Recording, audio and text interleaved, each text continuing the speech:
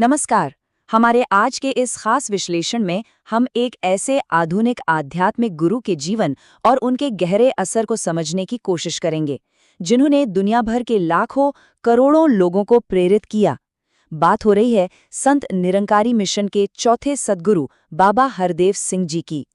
तो चलिए, बिना किसी देरी के सीधे विषय पर आते हैं और उनके जीवन के इस सफर को गहराई से समझते हैं। अब सबसे पहला सवाल, आखिर कौन थे बाबा हरदेव सिंह? देखिए, वो सिर्फ एक नाम या एक लीडर नहीं थे। संत निरंकारी मिशन के चौथे सद्गुरु के तौर पर वो दुनिया भर में फैले अपने करोड़ों अनुयायियों के लिए शांति, प्यार और इंसानियत के एक बहुत बड़े प्रतीक थे। आज के इस दौर में जहाँ दुनिया इतनी बटी हुई है, नफरत इतनी आम हो गई है, उनका ये संदेश कहीं ज्यादा अहम हो जाता है। आइए समझते हैं कि उनकी इस यात्रा की शुरुआत आखिर हुई कैसे। उनके जीवन की कहानी को समझने के लिए कुछ अहम पड़ावों पर गौर करना जरूरी है।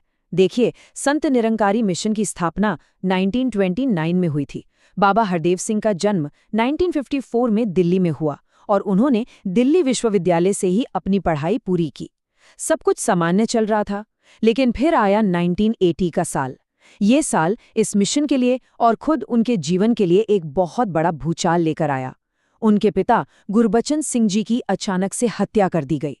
इस भयंकर संकट के बीच जरा सोचिए, महज 26 साल की छोटी सी उम्र में बाबा हरदेव सिंह को अचानक पूरे मिशन का नेतृत्व संभालना पड़ा।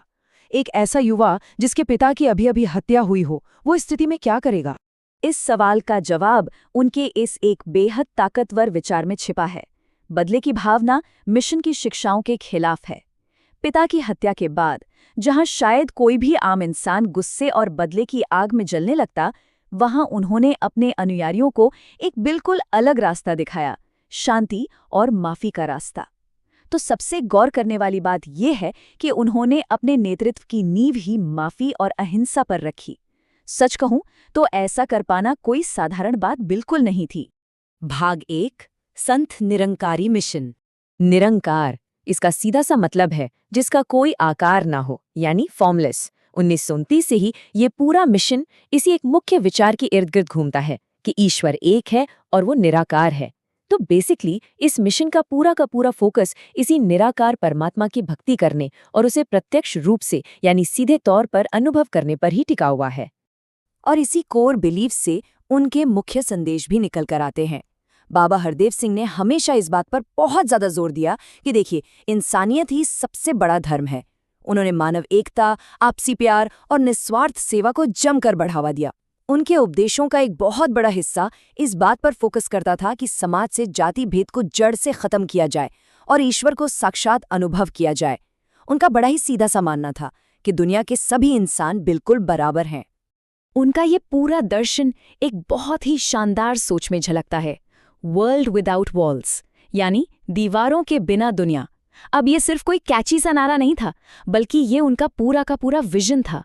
उनका बहुत ही पक्का विश्वास था कि दुनिया को नफरत से नहीं, बल्कि सिर्फ और सिर्फ प्यार से बदला जा सकता है।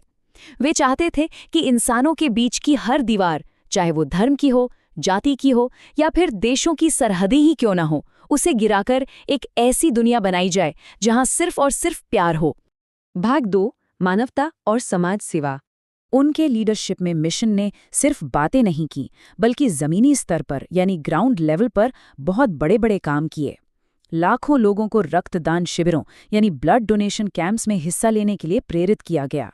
इसके अलावा वृक्षारोपण, बड़े पैमाने पर स्वच्छता अभियान, मुफ्त चिकित्सा शिविर और दहेज मुक्त विवाह जैसे सामाजिक सुधार के कार्यक्रमों को पूरे जोरों शोरों से चलाया गया।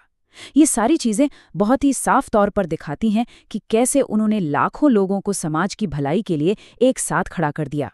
और आपको बता दें, इन सभी प्रयासों का असर पूरी दुनिया ने महसूस किया। साल 2012 में संयुक्त राष्ट्र यानी यूनाइटेड नेशंस ने संत निरंकारी मिशन के इन विशाल सामाजिक कार्यों और उनके शांति संदेश को बाकायदा मान्यता दी। उन्होंने मिशन को कंसल्टेटिव स्टेटस प्रदान किया। वैश्विक स्तर पर देखा जाए तो ये उनके और इस पूरे मिशन के लिए एक बहुत बड़ी उपलब्धि थी। भाग 3, वैश्विक पहचान और विवाद। अगर आज की बात करें तो पूरी दुनिया में संत निरंकारी मिशन के 2000 से भी ज्यादा केंद्र मौजूद हैं। बाबा हरदेव सिंह ने यूके, कनाडा, अमेरिका, यूरोप और मध्य पूर्व सहित दुनिया के कई देशों की लंबी यात्राएं की और नतीजा ये हुआ कि दुनिया भर के लाखों लोग उनके प्रवचनों से जुड़ते चले गए और देखते ही देखते ये मिशन एक बहुत बड़ा ग्लोबल मूवमेंट बन गया। अब देखिए, जहाँ इतना बड़ा विस्तार होता है वहाँ कुछ विवाद और आलोचनाएं भी स्वाभाविक रूप से सामने आती ही हैं। हमारे इस विश्लेषण में हम दोनों ही पक्षों को बिल्कुल निष्पक्ष रूप से रख रहे हैं।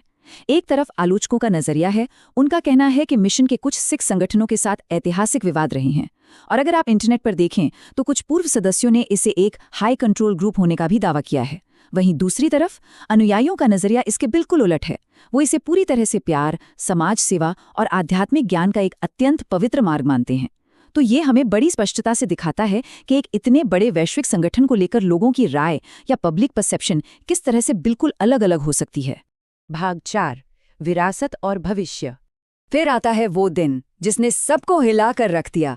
13 मई 2016 जब वे एक धार्मिक कार्यक्रम के सिलसिले में कनाडा गए हुए थे, तभी क्यूबेक में एक बेहद भयानक सड़क दुर्घटना में बाबा हरदेव सिंह जी का अचानक निधन हो गया। ये खबर उनके करोड़ों अनुयायियों के लिए किसी बहुत बड़े झटके से कम नहीं थी।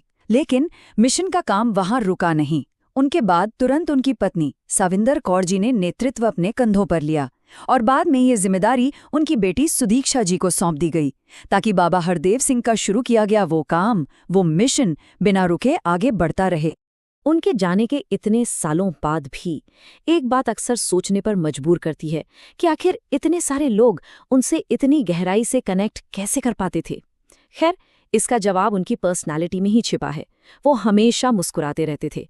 सच कहूं तो उनकी वो मुस्कान आज भी उनके अनुयायियों के दिलों में एक बहुत बड़ा सहारा है। उनकी बातचीत का शांत तरीका, उनका एकदम सादा सा जीवन और हर इंसान के साथ उनका वो पर्सनल कनेक्शन।